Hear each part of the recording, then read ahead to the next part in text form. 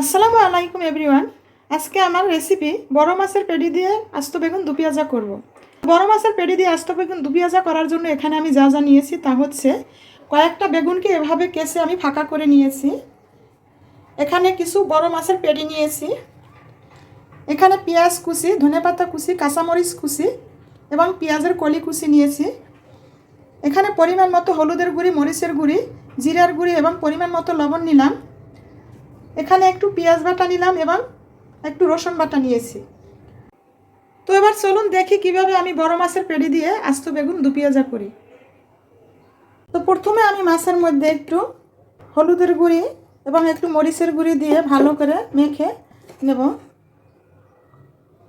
এবং পরিমাণ মতো একটু লবণ দিয়ে আমি ভালো করে মাছটাকে মেখে ভাজি করে নেব।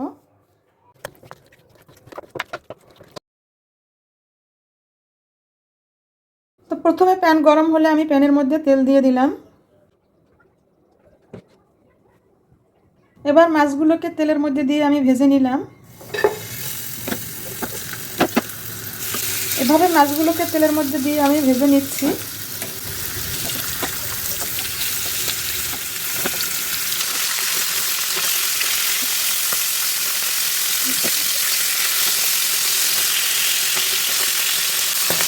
এভাবে তেলের মধ্যে দিয়ে সব মাছগুলোকে উলট পালট করে ভাজি করে নিলাম।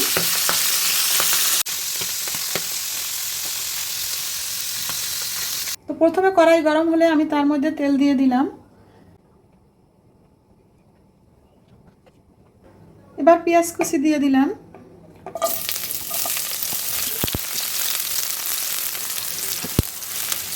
পেঁয়াজ কুচি ভাজা হয়ে গেছে। এখন এর মধ্যে আমি একটু কাঁচামরিচ দিয়ে দেব। কাঁচামরিচ দিয়ে দিলাম। কাঁচামরিচ পেঁয়াজ একসাথে একটু ভাজি করে নিলাম। এখন পেঁয়াজের কলি দিয়ে দিলাম। পেঁয়াজের কলিটাকে একটু ভাজি করে নেব। এখন আমি পেঁয়াজ বাটা দিয়ে দিলাম।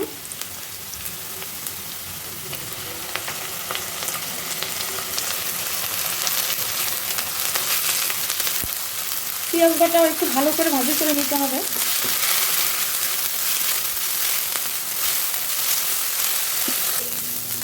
পেঁয়াজ, কাঁচামরিচ, পেঁয়াজের কলি ভাজা হয়ে গেছে। এখন আমি এর মধ্যে হলুদ মরিচের গুঁড়ি দিয়ে দিলাম।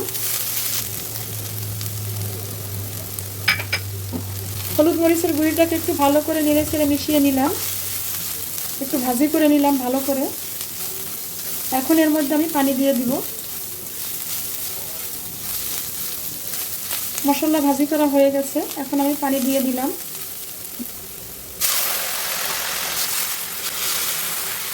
এবার মশলাটাকে আমি ভালো করে কষিয়ে নেব। এবার রসুন বাটা দিয়ে দিলাম। রসুন বাটা দিয়ে মশলাটাকে ভালো করে কষিয়ে নিলাম। এখন এর মধ্যে আমি মাছ দিয়ে দিলাম।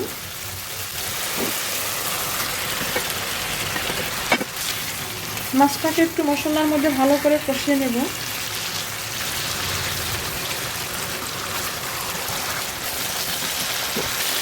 মাছ আস্তে আস্তে নাড়াচাড়া দিতে হবে যাতে ভেঙে না যায়। এভাবে মাছটাকে একটু কষিয়ে নিলাম। এখন আমি মাছগুলোকে তুলে ফেলব।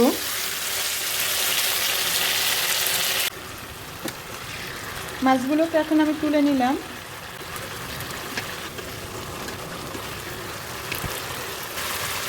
এখন আমি বেগুনগুলো দিয়ে কষিয়ে নেব। এর মধ্যে বেগুনগুলো দিয়ে দিলাম। এভাবে ভালো করে নেড়ে ছেড়ে মশলা মাখিয়ে আমি বেগুনগুলোকে কষিয়ে নেব।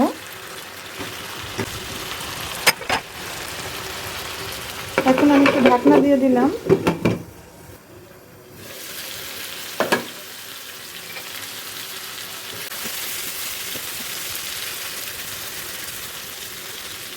আবারও ঢাকনা দিয়ে দিব, আর একটু কষিয়ে নেব বেগুনটাকে।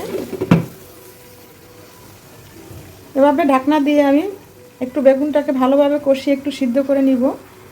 এরপর আমি বেগুনের মধ্যে পানি দিয়ে দিব। তো এবার বেগুন কষানো হয়ে গেছে। এখন এর মধ্যে আমি ঝোল দিয়ে দিব।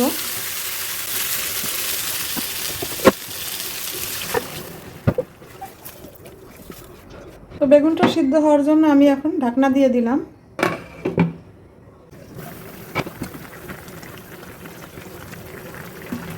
আস্ত বেগুন তাই একটু উল্টিয়ে দিলাম।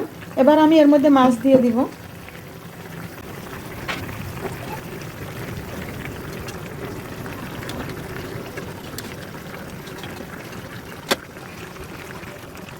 আমরা সকলেই হয়তো বেগুনের তরকারি মোটামুটিভাবে পছন্দ করি এবং খাই, কিন্তু আসলে এভাবে হয়তো খেয়েছেন কি না বলতে পারবো না, কিন্তু আমি এভাবে খেয়েছি, খুবই টেস্ট এবং মজার। আপনারাও একবার রান্না করে খেয়ে দেখতে পারেন আসলে কতটা মজা, কারণ সবার মুখের রুচি একরকম না। হয়তো আমার কাছে যে জিনিসটা ভালো লাগে অন্যের কাছে নাও লাগতে পারে, তাই আপনারাও একবার নিজেরা রান্না করে ট্রাই করে দেখবেন, আসলে খুবই টেস্টি এবং মজার। তো বেগুন মাছটা সিদ্ধ হওয়ার জন্য আমি এবারও একটু ঢাকনা দিয়ে দিলাম। খুব সুন্দর একটা স্মেল আসছে। তো আমার তরকারি প্রায় হয়ে গেছে, এখন আমি ধনেপাতা দিয়ে দিব। ধনেপাতা দিয়ে একটু ঢাকনা দিয়ে দিলাম। মাশাআল্লাহ। তো বড় মাছের পেডি দিয়ে আস্ত বেগুন ভুনা করা বা দু পেঁয়াজা করা হয়ে গেল। ভিডিওটি ভালো লাগলে লাইক, কমেন্টস এবং শেয়ার করবেন। এরকম আরও নতুন নতুন ভিডিও পেতে আমার চ্যানেলটি সাবস্ক্রাইব করে পাশে থাকা বেল আইকনটি ক্লিক করুন। সবাই ভালো থাকবেন, শুভকামনা রইল। আল্লাহ হাফেজ।